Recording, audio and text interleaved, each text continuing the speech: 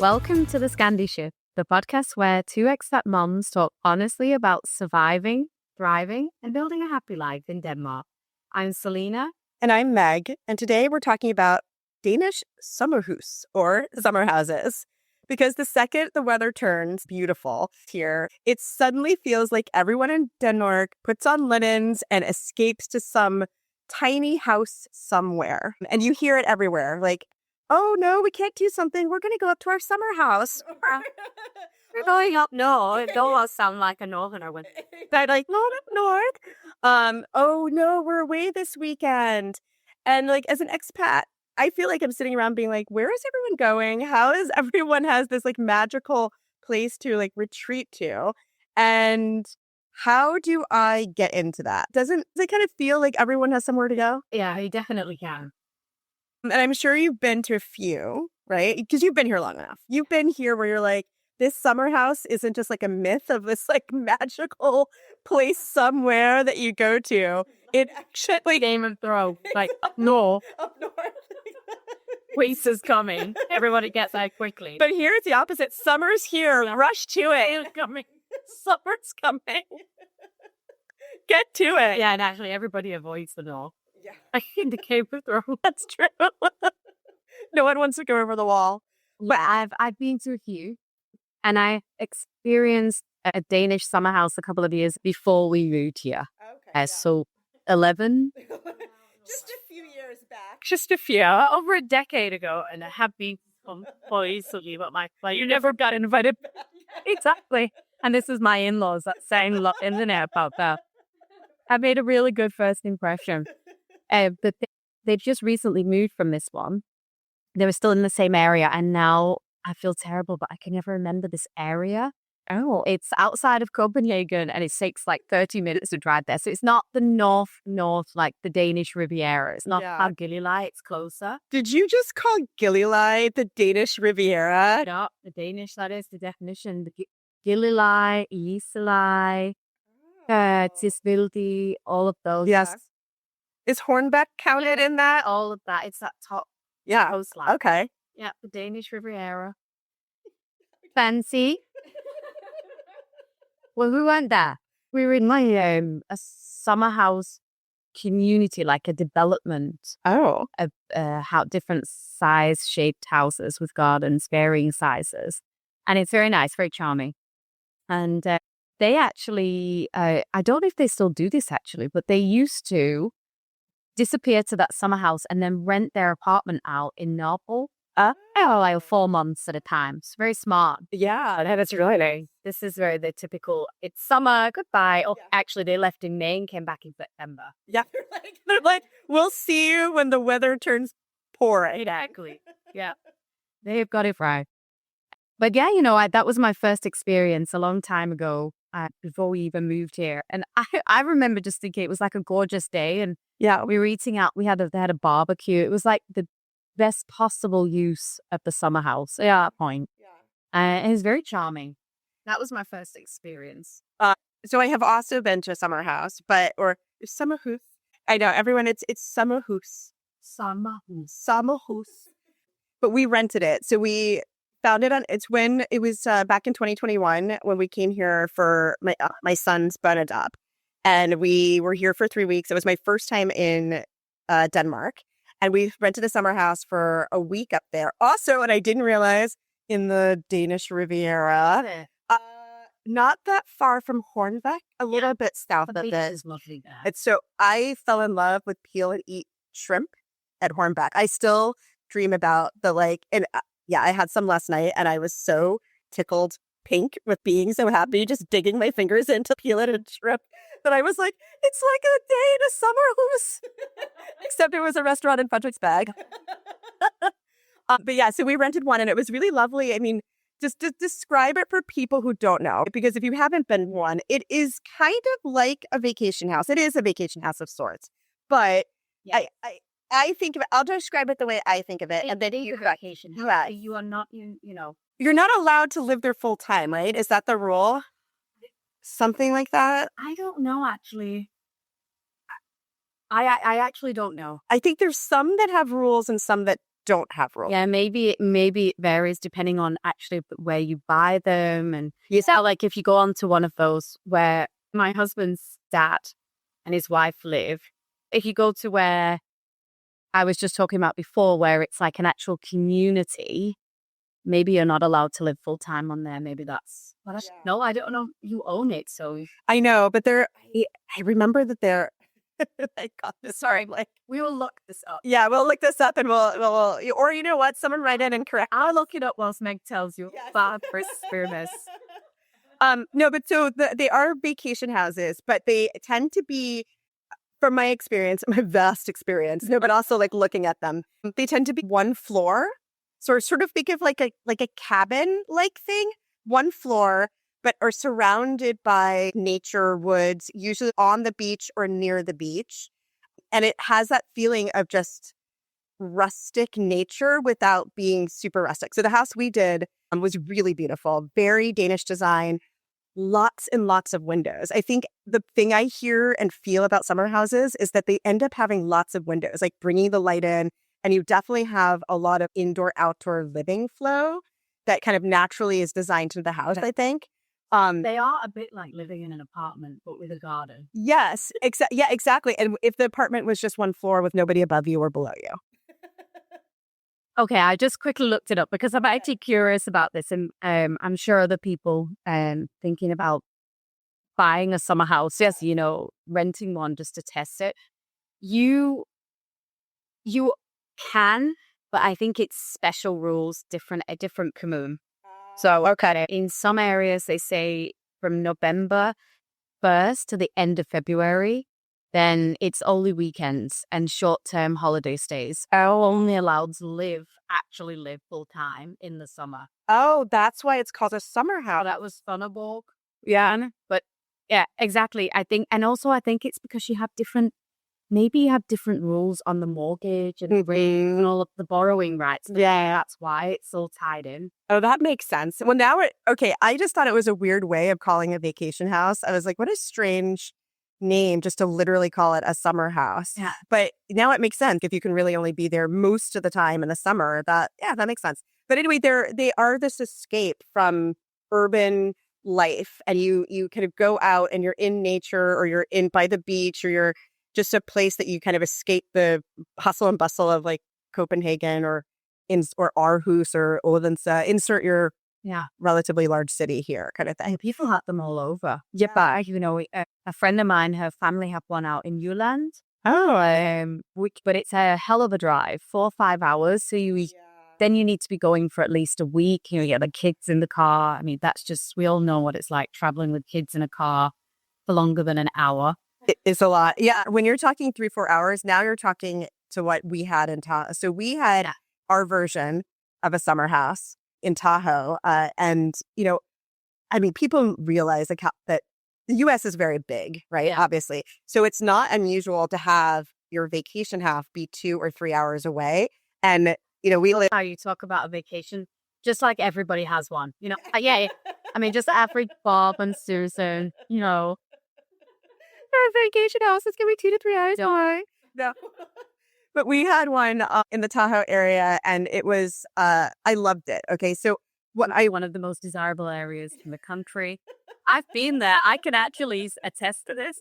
It is stunningly beautiful up there. It is like stunningly beautiful. It is a different feeling than the summer houses are, because obviously the landscape's different, right? We were in the mountain. We actually called it our mountain house, and my son will still reference it, be like, Mama, do you remember our mountain house? And we called it the mountain house because it was up on top of a mountain. Yeah. You also call them cabins, right? Yeah, but only if they're...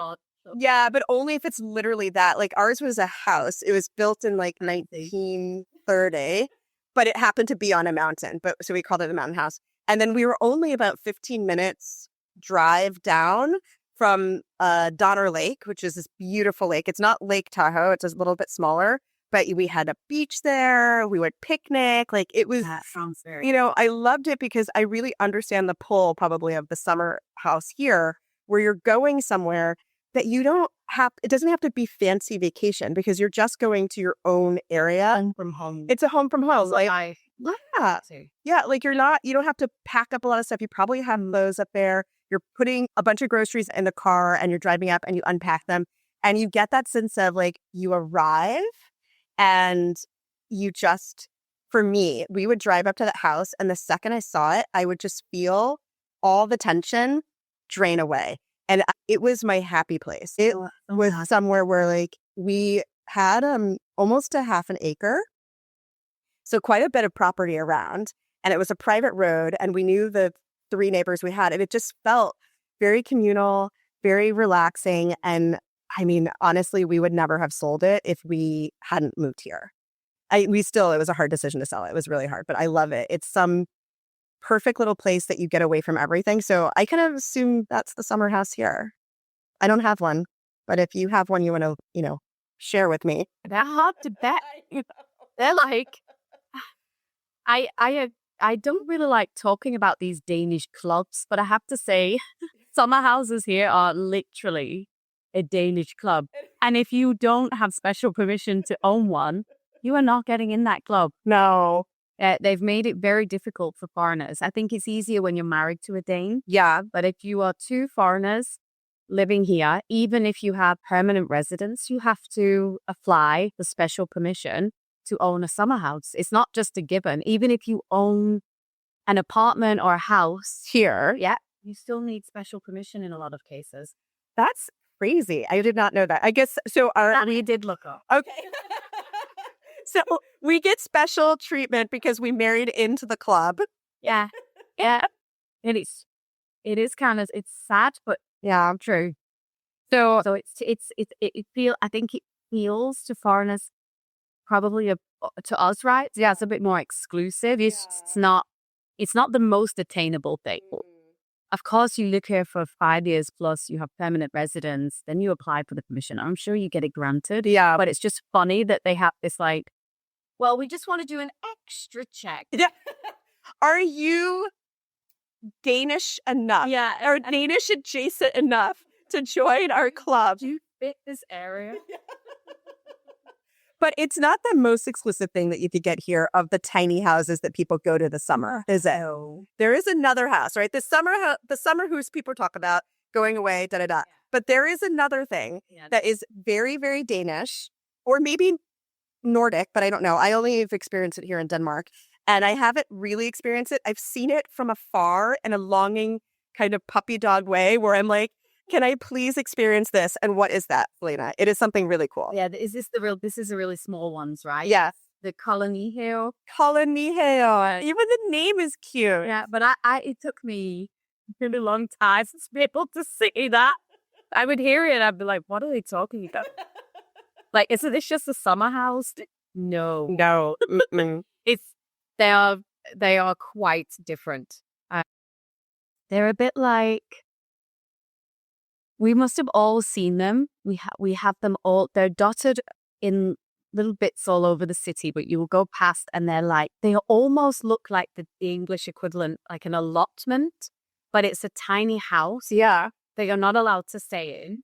I think of it like, if you think of like the secret garden, if you think of that book, The Secret Garden, and you imagine there's tiny little house sitting in some beautiful landscaped secret, well, I guess garden, then that's what it is. It's a small house on a tiny piece of property surrounded by other small houses on tiny properties that are then circled in like a colony.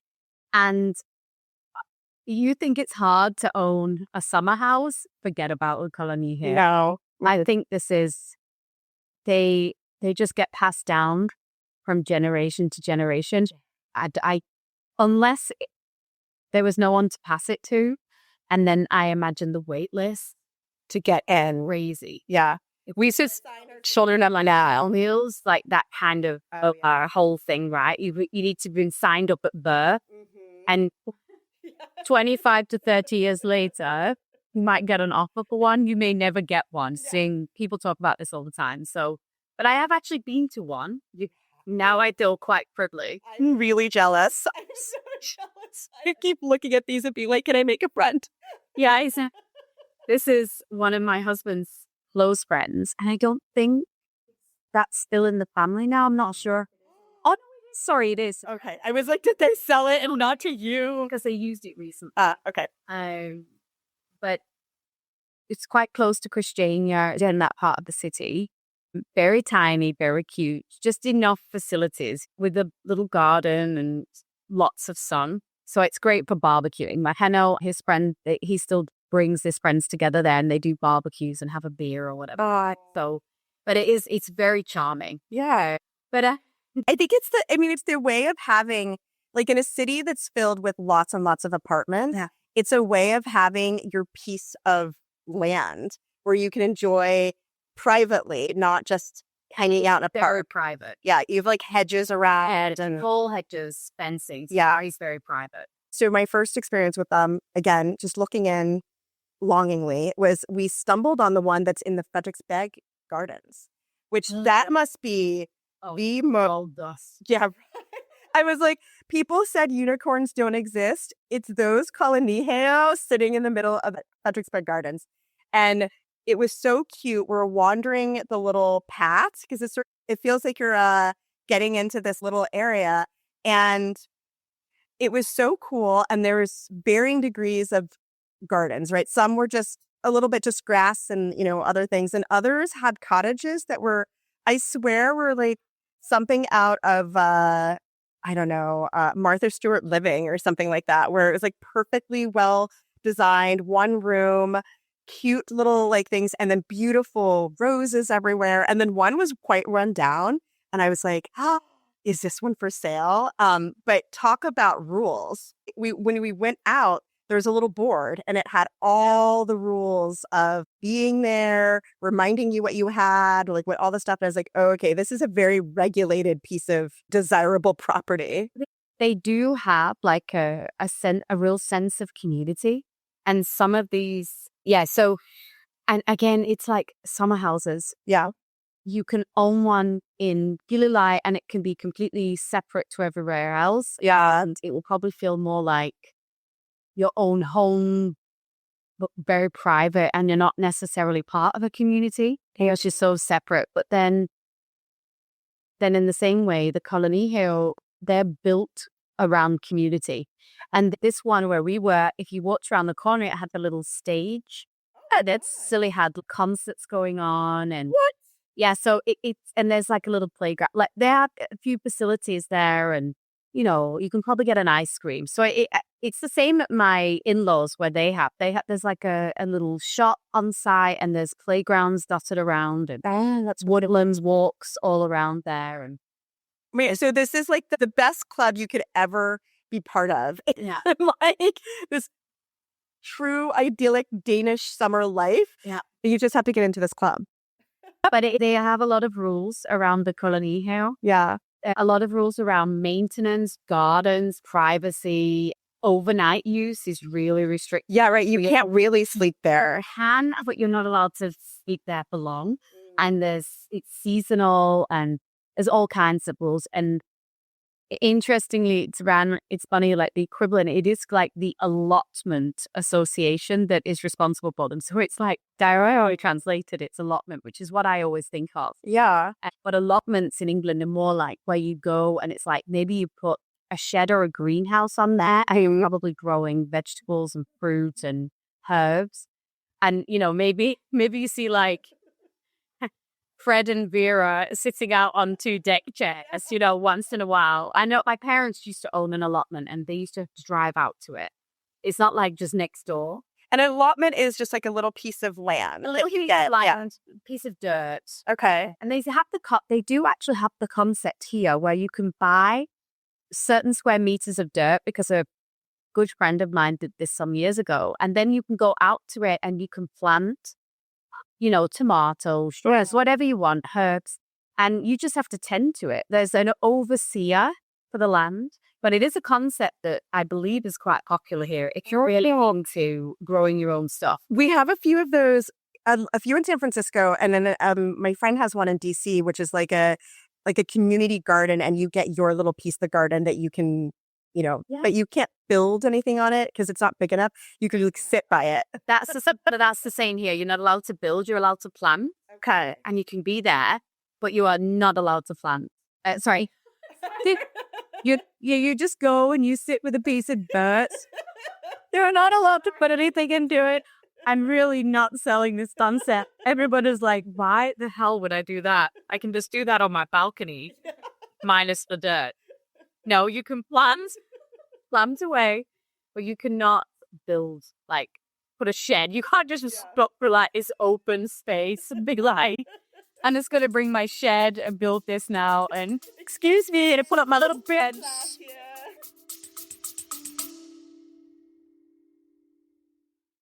Before we jump back in, I want to tell you about something Selena and I have just launched. We talk so much on this podcast about belonging, friendship, and how hard it can be to really meet people when you're building a life in Denmark. So we decided to create the kind of evening we wished existed. It's called Across the Table, and it's a small dinner series in Copenhagen for Danes and internationals who want to do something cool, meet interesting women, and have a real conversation. Each gathering is set somewhere a little special, from art galleries to other beautiful spaces around the city, with food, wine pairings, and conversation built around one table.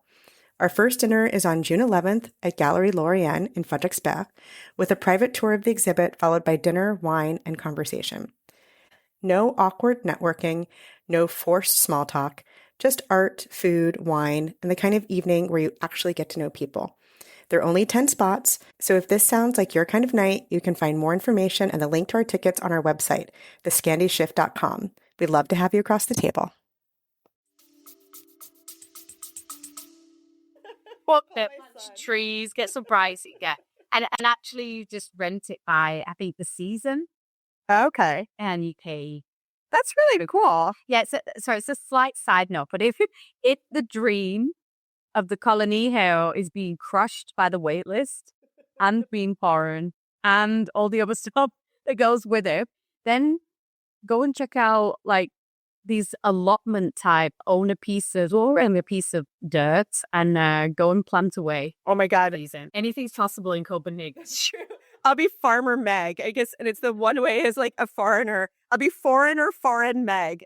Because I don't think that it's great to have these and the rules feel a little like you're like a barrier to entry, but I don't always think it's an intentional exclusion. It's more practical of that. It's like, that's the long wait list. Like, as you said, it's the fact that sorry. Okay. Oh, We have a visitor today. My dog Nopa is hanging out with us, and he's just stolen Selena's socks. and he was full on, which none of us had noticed, just chewing away and stretching them, and pretty gross. So no, Nopa. Add dog. Oh my God, side. We are full of side tangents today. And we're totally keeping this in. I'm not editing it out. Okay. All right. He's not coming to be our guest speaker anymore.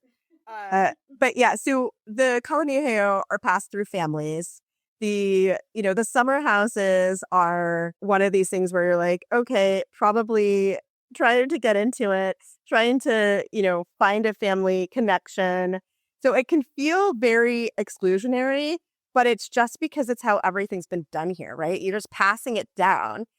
And honestly, there are versions of this in the US too. And I'm sure in England where the things get passed down, you just keep it in the family. So it's not like Denmark is purposely trying to say, not you, foreigner. It's just how everything has happened. And it's up to us as foreigners to find our way in. How do we get it? How do we get this? System. Yes. So kolonihave basically out. Yeah, I think it is possible. I don't know if it's possible as a foreigner. I don't know the rules, and I know they're probably stricter, but it is run it's like an andel. So the association has to value property. You can't just, stick it on the market and price it at whatever. So it's regulated just like the andels side are. So yeah, I would say, I think summer house is probably a more realistic dream. Would you get one? Yeah. When I'm at a summer house and the weather is good, I think I understand this. This is wonderful. Look at the kids running around, making memories. Space, because my kids are like 7, 5, and 2. And the 2-year-old is just wandering Walter right now. So it's like eye on him. Has to be an eye on him at all times. He's like, it's anxiety provoking. But I was like, it's enclosed. You can, it's very safe. You're just running around. And because we live in an apartment, right? We don't have that stairs like connected to our house.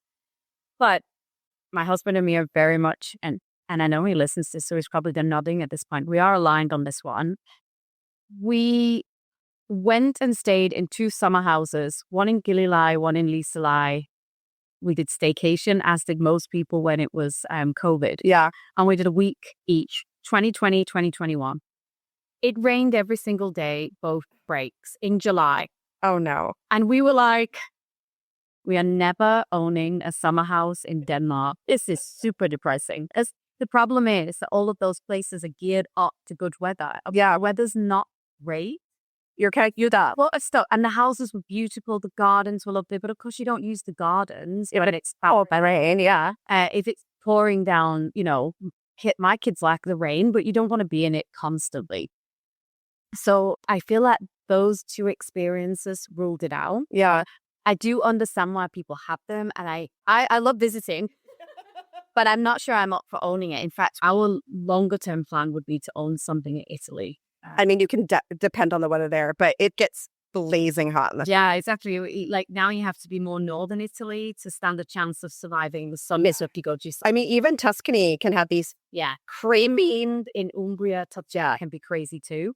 But I think, there's a lot of pull. Hence the cliche of the weather, the food. There's an option of the sea. Yeah. They love kids. It's just, it is really, Italy is just a dream of mine. And yeah, so I know there's hidden costs and maintenance with all summer houses. Yes. But I like the idea of investing in one where I can see myself living more and more as I get older. Oh, like retirement plan to go to. Yeah, that's more of the dream for us.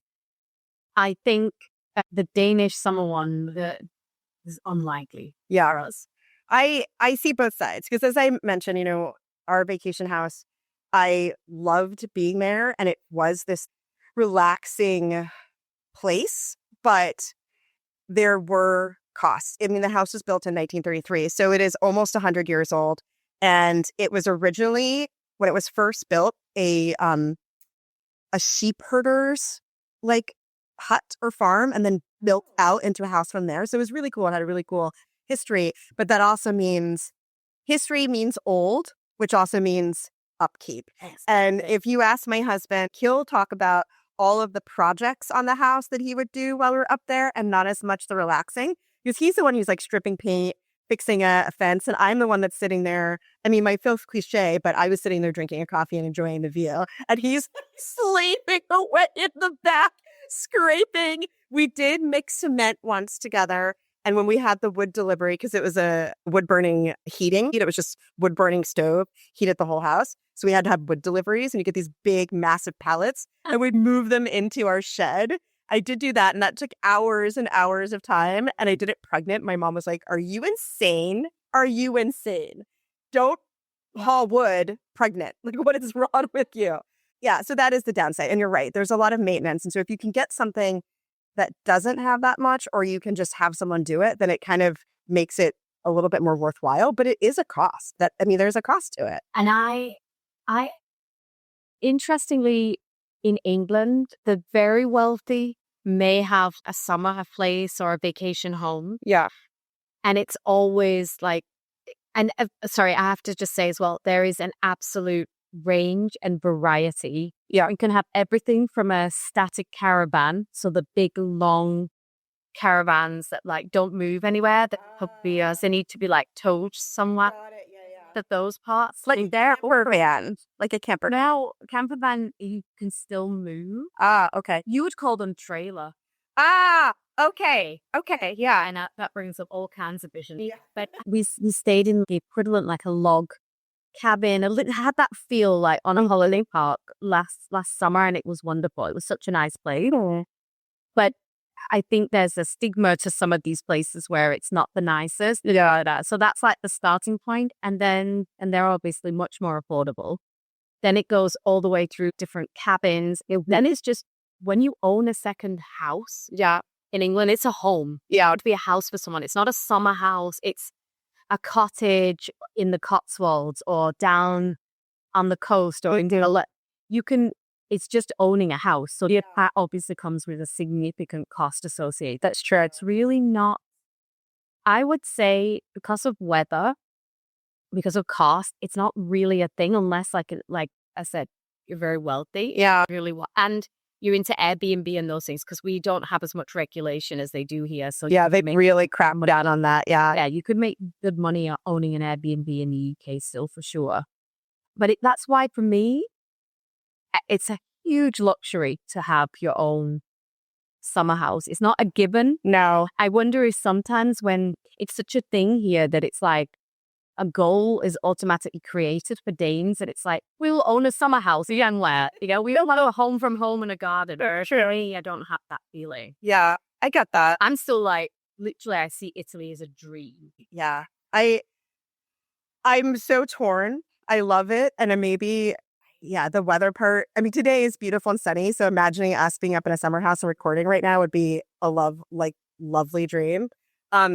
But I kind of come off of the sting of having these like hidden costs in our Tahoe house, including one that people don't talk about that much, which I'm going to share, our bear story. And no Dane is having that problem here in their summer house. So we had a bear break into our house while we were gone. And we have cameras set up around the property, like mostly wildlife cameras, so we could capture, wildlife. So this is the funniest thing. It went up to the main window on the living room side and it took the screen off. Like it plucked it off, not ripped it, just plucked the screen off, put it aside. And then it leaned in on the window and basically, I mean, bears are very heavy. Yeah. It basically pushed the window out of its pane, didn't break the window. I mean, we were so lucky. And then it slid down the window onto the sofa. Seasoned pro. Oh, yeah. These bears are very smart. And then walked across our glass coffee table. Again, so lucky it did not break it. And then ravaged the kitchen. Like all the pantries are open. Refrigerator was open. Again, very lucky it didn't rip it off because I've seen it where it rips things off. But and then it took snacks. It went in and out several times, including making its own s'mores. Like it grabbed a chocolate and marshmallows. This is jackpot. As he didn't invite his friends. Right? I know, right? But so then I was a bit nervous from that then on because once they know that they can have food, it could be a problem. So we had to make sure then the house had no food that was not in a can for like some time. It even ate the dog food. It took an entire dry thing of dog food out into our woods 1,000 feet down. My husband found it and had to bring it back. He's like, again, this bear was very neat and tidy. It didn't rip and destroy. It just went ahead and had some snacks. So yeah, that was a hidden cost of repairing the window and kind of bear proofing a little bit that I don't think that's in the hidden costs here, but is something that you would have to think about. Here it's going to be something else like, I don't know, rain damage from all the rain of the winter. So yeah, after hearing all of this, I'm like, maybe this summer house is one that your friend owns. Yes. No cost. So cheated. All the perks, none of the hassle. But then this is the problem though. Which of us is going to own it and invite the other? No, obviously you. No, we'll be Italy. We could trade off. You can come and visit Italy, no problem. But you get the one in Hornbeck. Yeah, I'll get it on the Danish Riviera. exactly. And you'll get it on the Italian Riviera. And we'll be like, I think one of our Rivieras is a little bit better than the other. But I don't know if we've solved anything here. I think we both understand the appeal, and I hope it's helped listeners understand what is this mystical summer house, kolonihave, these tiny places that people are escaping to when the weather gets beautiful. But I think it's the best version is, like, as you said, someone else owns it and you go get to visit. But this is scuppering our plan. I feel like you need to own. We just made an agreement. If we're not out for one in Italy, you get the one in back. We'll switch around. Oh no, but exactly. I mean, I like the access version. I like being invited. Mm-hmm. I really have enjoyed time there. There are magical moments and memories to create. It's lovely to go to a place where you can just barbecue freely and you're not bothering neighbors or, you have all of that when you live in the apartments, right? But, I think I could live without the maintenance, the wait list, or the overall responsibility. Yeah. So maybe that's the key for expats, right? We can't get on the wait list early, but your goal is to find a Danish friend who has a summer house. Yeah, no, the wait list is for the kolonihave. Oh, That's true. The summer house is private. So you can appreciate. You can't need people to move if you have a desirable one you want to be in. It has to be vacant, but yeah, there's no wait list. Oh my God, no. But if you have a summer house story or a kolonihave story, that would be fun. Yeah. Just please write to us at the Scandi Shift at gmail.com or DM us on Instagram.